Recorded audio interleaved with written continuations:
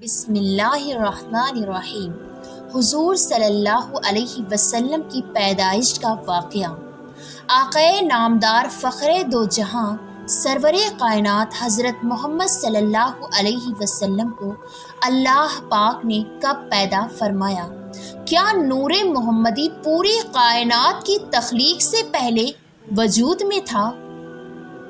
کیا حضرت آدم علیہ السلام سے بھی پہلے حضرت محمد صلی اللہ علیہ وسلم کو پیدا فرمایا گیا؟ کیا حضرت آدم کی طرح حضرت محمد کو بھی سجدہ کروایا گیا؟ رسول اللہ صلی اللہ علیہ وسلم کو کون سی مٹی سے پیدا فرمایا گیا؟ ناظرین، یہ وہ سوالات ہیں جو کہ ہمارے ذہن میں اکثر گھومتے رہتے ہیں، لیکن ہم ان کے جواب نہیں تلاش کر پاتے۔ آج کی ویڈیو میں میں انہی سوالوں کے جواب حدیث اور قرآن کی روشنی میں دیے جائیں گے۔ قرآن اور حدیث کی تمام تشریح اور تفسیر چھاننے کے بعد اول تا آخر ہمیں یہ بات معلوم ہوتی ہے کہ پوری بزم میں کون و مکان میں محبوب اعلیٰ کے مقام پر ایک ہی ذات اور ایک ہی شخصیت ہے، اور بے شک وہ نبی آخر الزماں تاجدار کائنات حضرت محمد کی مبارک ذات ہے۔ بھلا اس ذات سے بھی افضل کوئی ہو سکتا ہے کہ جس کے لیے اللہ پاک نے تمام مخلوقات کی تخلیق کی ہو؟ امام علوسی تفسیر روح العلمانی میں حدیثی کچھ بیان فرماتے ہیں کہ محبوب اگر آپ کو پیدا نہ کرتا تو کائنات کی ہست و بود کو بھی وجود میں نہ لاتا۔ آئیے سب سے پہلے حضور نبی کریم کے نور کی تخلیق کی بات کرتے ہیں۔ رسول اکرم صلی اللہ علیہ وسلم کی تخلیق کے بارے میں یہ بات ذہن نشین کر لیں کہ ائمہ عقائد کے نزدیک رسول اللہ صلی اللہ علیہ وسلم کے نور کی تخلیق کے اعتبار سے پوری کائنات پر حقیقی اولیت ہر قسم کے شک و شبہ اور اختلافات سے بالا تر ہے۔ تمام عالم اس بات کے قائل ہیں کہ نور محمدی کو سب سے پہلے تخلیق کیا گیا۔ امام ترمذی حضرت جابر بن عبداللہ سے روایت کرتے ہیں کہ میں نے نبی کریم صلی اللہ علیہ وسلم سے عرض کیا، یا رسول اللہ، اللہ نے سب سے پہلے کون سی چیز پیدا فرمائی؟ رسول اللہ نے فرمایا، اے جابر، بے شک اللہ پاک نے تمام مخلوق کو پیدا کرنے سے پہلے میرا نور اپنے نور کے فیض سے پیدا فرمایا، پھر میرا نور مسجد الہی کے مطابق جہاں چاہتا سیر کرتا۔ اس وقت نہ لوح تھا، نہ قلم، نہ جنت، نہ دوزخ، نہ آسمان و زمین، نہ سورج چاند ستارے، نہ کوئی فرشتہ، نہ کوئی جن و انس۔ پھر بھی جب اللہ پاک نے ارادہ فرمایا کہ مخلوق کو پیدا کریں تو اس نور کو 4 حصوں میں تقسیم کر دیا۔ نور کے پہلے حصے سے قلم کو پیدا کیا، دوسرے سے لوح کو، تیسرے سے عرش کو، جبکہ چوتھے حصے کو پھر مزید 4 حصوں میں تقسیم کیا۔ پہلے حصے سے عرش اٹھانے والے فرشتے، دوسرے سے کرسی، تیسرے سے باقی تمام فرشتے، اور پھر چوتھے حصے کو مزید 4 حصوں میں تقسیم کیا۔ پہلے سے آسمان، دوسرے سے زمین، تیسرے سے جنت، اور چوتھے سے دوزخ کی تخلیق فرمائی۔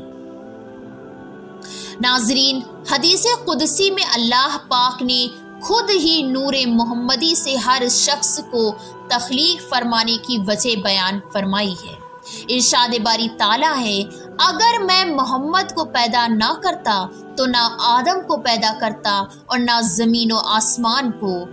اور حضرت امام قسطلانی روایت کرتے ہیں کہ نور محمدی کو اللہ پاک نے حکم دیا کہ انوار انبیاء پر توجہ کرے، بس اس نور نے سب انوار کو ڈھانپ لیا تو اللہ پاک نے انوار انبیاء سے ارشاد فرمایا، یہ میرے محبوب محمد کا نور ہے، اگر ان پر ایمان لاؤ گے تو تمہیں صرف نبوت سے سرفراز فرمایا جائے گا۔ اس کا ذکر قرآن پاک میں اللہ پاک کیوں فرماتا ہے؟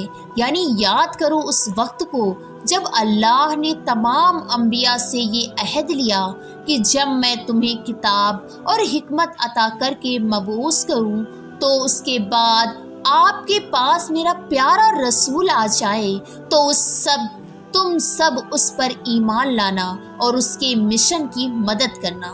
امام ترمذی حضرت ابو ہریرہ سے روایت کرتے ہیں کہ صحابہ نے پوچھا، یا رسول اللہ، آپ کو نبوت کب عطا فرمائی گئی؟ تو رسول اللہ صلی اللہ علیہ وسلم نے فرمایا، اس وقت جب آدم علیہ السلام ابھی روح اور جسد کے درمیان میں تھے، یعنی ان کے تن میں ابھی جان بھی نہ آئی تھی۔ اہم ابن قطان میں حضرت امام زین العابدین سے روایت ہے کہ انہوں نے اپنے والد حضرت امام حسین اور انہوں نے اپنے والد سیدنا حضرت علی سے روایت نقل کی ہے کہ رسول کریم صلی اللہ علیہ وسلم نے فرمایا، میں آدم علیہ السلام کے پیدا ہونے سے 14,000 سال برس پہلے اپنے پروردگار کے یہاں ایک نور تھا۔ صحیح مسلم میں ہے کہ حضور صلی اللہ علیہ وسلم نے فرمایا کہ اللہ پاک نے آسمان اور زمین کی تخلیق سے 50,000 سال قبل، جس وقت اس کے اقتدار اور سلطنت کا عرش عالم مادی میں فقط پانی پر تھا، یعنی نیچے صرف پانی تھا اور اوپر اسی کو معلوم ہے کہ کیا تھا۔ اس وقت اللہ تعالیٰ نے جو کچھ ام الکتاب یعنی لوح محفوظ میں لکھا، اس میں ایک بات یہ بھی تھی کہ محمد سب سے آخری نبی ہیں۔ اسے امام بنہانی نے انوار المحمدیہ میں نقل کیا ہے۔ واضح رہے کہ یہاں سال سے مراد ہمارے ماہ و سال نہیں ہے، کیونکہ اس وقت سورج اور شب روز وجود میں نہیں آئے تھے۔ اللہ ہی بہتر جانتا ہے کہ اس مدت میں حقیقت میں کتنا زمانہ مراد ہے۔ قرآن مجید میں قیامت کی ایک دن کی مدت 50,000 سال بیان کی گئی ہے۔ اگر یہ اعتبار سامنے رکھا جائے تو خدا جانے عرصے کی درازی کا عالم کیا ہوگا۔ یہ روایت دوسری تاریخ پر اس طرح آئی ہے کہ جب اللہ پاک نے حضرت آدم علیہ السلام کو پیدا فرمایا تو آپ کو نام کے ساتھ ابو محمد کی کنیت سے بلایا۔ آپ نے عرض کی، اے باری تعالیٰ، میری یہ کنیت کیسے ہے؟ تو اللہ تعالیٰ نے فرمایا، اپنا سر اٹھاؤ۔ آپ نے اوپر دیکھا تو عرش پر نور محمدی جلوے گر تھے۔ اللہ تعالیٰ نے حضرت آدم علیہ السلام سے پوچھا، اے باری تعالیٰ، یہ نور کس کا ہے؟ تو اللہ نے فرمایا، یہ محمد کا نور ہے، یہ تیری اولاد میں سے ہوں گے، ان کا نام آسمانوں میں احمد اور زمین پر محمد ہے۔ اگر میں اسے پیدا نہ کرتا تو نہ تمہیں پیدا کرتا اور نہ زمین و آسمان کو پیدا کرتا۔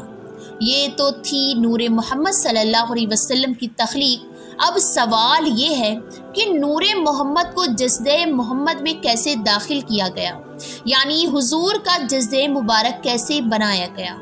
اس بارے میں حضرت کعب بن عباس سے روایت ہے کہ اللہ پاک نے نبی آخر الزماں سرور کائنات حضرت محمد صلی اللہ علیہ وسلم کو جو پیدا فرمانے کا ارادہ فرمایا تو حضرت جبریل علیہ السلام کو حکم دیا کہ ایسی مٹی میرے پاس لاؤ جو میرے محبوب کے جسم اطہر کی تخلیق کے لائق ہو۔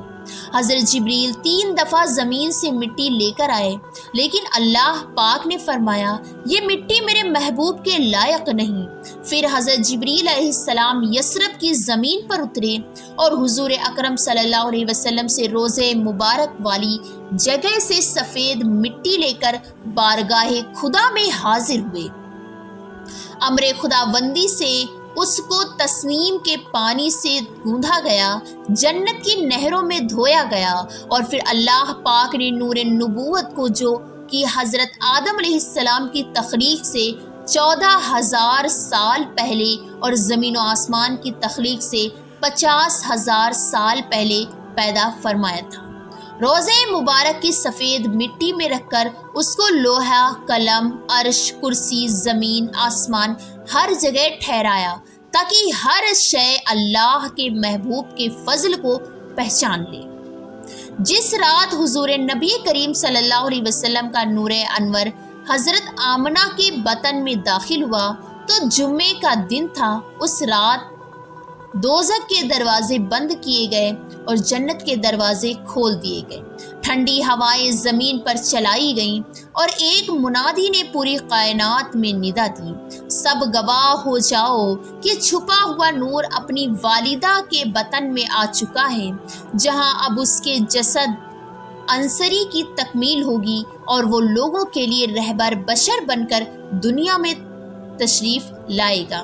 روایت ہے کہ اسی دن سے قریش سے سخت قحط کا خاتمہ بھی ہو گیا۔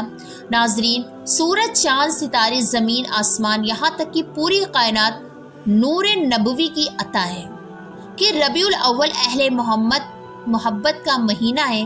اللہ پاک ہمیں اس مہینے کے فیضان برکت حاصل کرنے کی توفیق عطا فرمائے۔ اللہ پاک ہمیں توفیق عطا فرمائے کہ ہم اہل ایمان، اہل محبت، عشق بنیں اور ہمارا تاجدار کائنات صلی اللہ علیہ وسلم کے عاشقوں میں نام لکھا جا سکے۔ السلام علیکم ورحمۃ اللہ۔